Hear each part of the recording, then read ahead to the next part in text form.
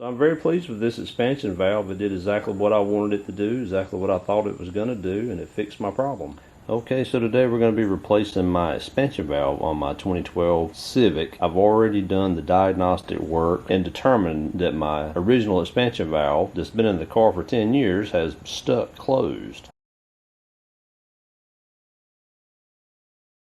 I have already had all the refrigerant taken out at a local shop, which is the proper thing to do for the environment, and generally shops will do that at little to no cost because they benefit from recovered and recycled refrigerants. And my system is now empty.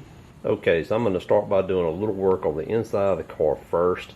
The first thing I'm going to do is unbolt my seat and just move it into the back of the car. I don't want to have to take off my seat belt, so I'm not going to take the seat all the way out. Okay, first things first, make sure you disconnect the battery cable before you start any repair like this. Okay, when you unbolt your seat, you got to go under there and disconnect your airbag sensors. You'll have 3 connectors to unfasten, and then take the whole seat and just put it in the back where it's out of your way. Okay, the next thing we'll have to do is take our glove box out of the way. There are 2 screws, one right there and right there.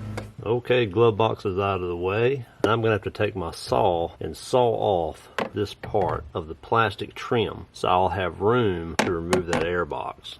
Okay, so I've made my cuts, one on this side, one on this side. I had to go back and cut more towards the outside on this right side here. I tried to cut too narrow and it didn't work, but no harm done. You won't be able to see this when it's all complete. After you've done that, there are 2 8mm bolts, one on this side and one on the other side. You got to extract those from the inside, and then once you've done that, this whole piece comes right out. Just like that. And now it exposes your air box. Next thing we're going to do is we're going to disconnect our wiring harness down to the base of our blower fan. So let's do that. Okay, so this cover came right down after taking off 2 Phillips head screws. Then you unplug your blower motor and slide that little clip off. So now your wiring harness is unplugged and out of the way from your blower motor. Okay, so the next thing to do is to take off all your bolts on the airbox assembly. They're all over the place. There's another one right there.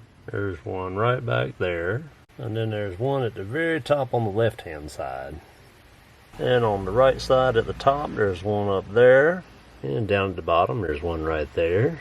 Okay, so once you got all the bolts out and it's nice and loose, make sure that you unplug that one last connector right up top there on the left side.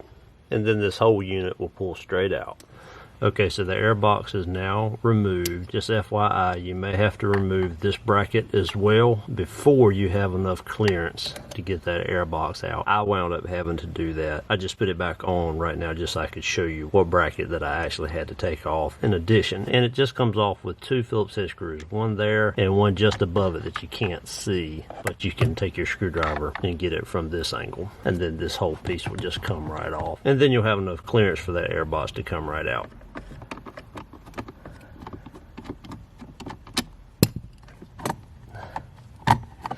And there it is removed, just to show you what it looks like without it there. Okay, so now we're getting close to the evaporator, which is where our thermal expansion valve is going to be attached to. So we have to take this part off next. It looks like it's just a series of Phillips head screws starting right here, and there's going to be some right up top here. This connector's got to come out. Okay, so before you can remove this, you're going to have to remove this bottom cover right here just by taking off a screw and taking off these couple of clips right here. So once that cover comes down and out of the way, it looks like that it was hiding a couple more screws for that ductwork.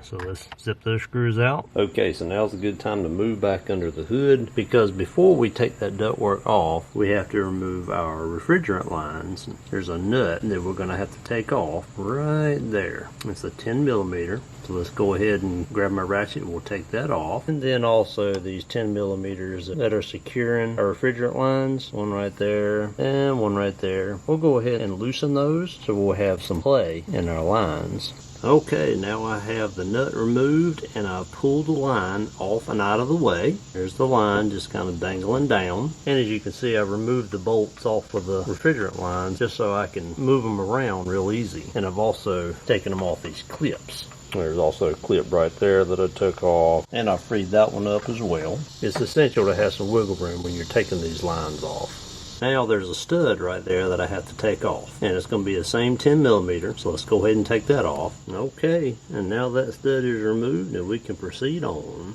Okay, and just so you can see it, here's what that stud looks like off of the car. Definitely want to hang on to that. And now that we have our lines disconnected and that stud removed, this will slide right off.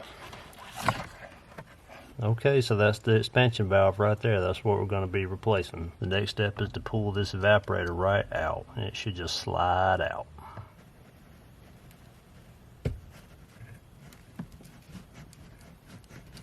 Be careful of this temperature sensor that's hooked onto your evaporator. You don't want to mess that up as you're pulling it out. And you'll also have to disconnect it right there as well before you remove it completely from the car. Okay, so the evap core is now out and on my workbench. There is the expansion valve. Be careful of this temperature probe. You'll see it on the other side. So make sure it stays right there. Don't disturb it. And make sure these end caps stay in place, especially when you go to put it back in. Now to take off this expansion valve, you're going to need a 4mm Allen wrench.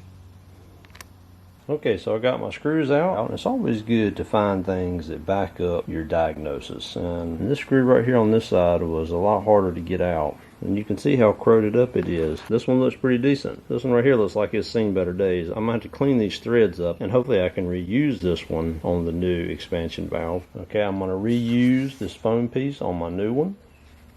Now you might have to put a little pressure on this to get it off. You might have to stick a screwdriver down underneath of it because those O-rings are holding it in. But it'll come off, and that's the underside of it.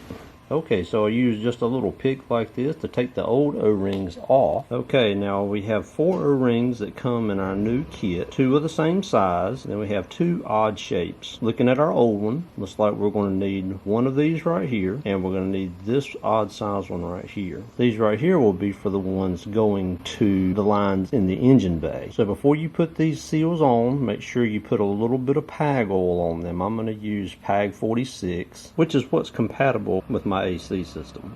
Okay, new one installed.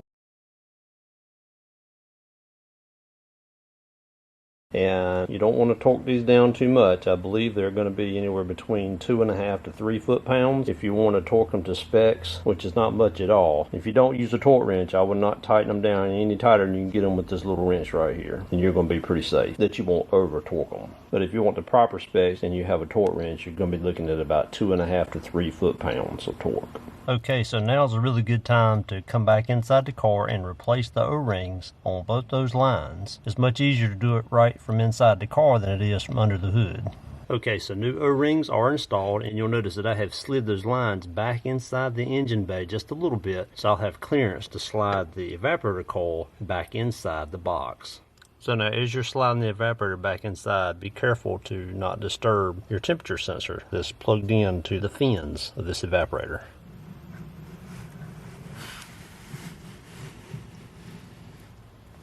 And if you look carefully, there's actually a little divot cut into the case where that wiring harness goes that goes down to that temperature sensor. So make sure that that wire is put right in that crack once again. Then that way it won't be pinched unnecessarily when you put the case back together. Okay, now I'm going to show you something that's going to make your life a whole lot easier. There's 8 Phillips head screws that go into the exterior of this case. Now watch what I'm going to do. Okay, what I have done is on the screws that you can't see, which are the 4 on this side, I've gone through and I've put some tape, just enough to hold the screws in place. The 2 really tough ones are on the top. And I've got those secured with some tape as well, so I can just run my screwdriver up in there and drive them in. Okay, so let's go ahead and insert this piece back in. Okay, and if you remember, it slides all the way over to the left. Make sure that you don't pinch that wire that goes down to the fins on the evaporator core, which is your temperature probe. And make sure that the harness that plugs into that probe doesn't get pinched as well. Okay, so that part of the air box is back on. Make sure that you plug your temperature probe back together into the wiring harness and secure it back to the box. Okay, now we're going to plug in this wiring harness. This goes to your blower motor resistor, and the rest of this harness will be plugged in just a little bit once we get the other part of the box in.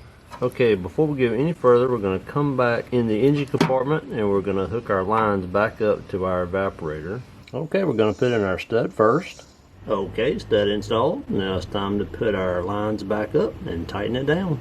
Okay, so after taking a little oil on my fingertip and rubbing it on those O-rings, the lines went right into that expansion valve, no problem. And I run the nut down and tighten it up. You don't want to over tighten it now, just snug it up. Come back and tighten my nuts down that holds my low pressure line in, and press my high side line back into all the clips so my lines are nice and tight now. Okay, back inside the car, I went ahead and installed this cover right here. And now it's time for the airbox assembly that houses the blower fan and everything.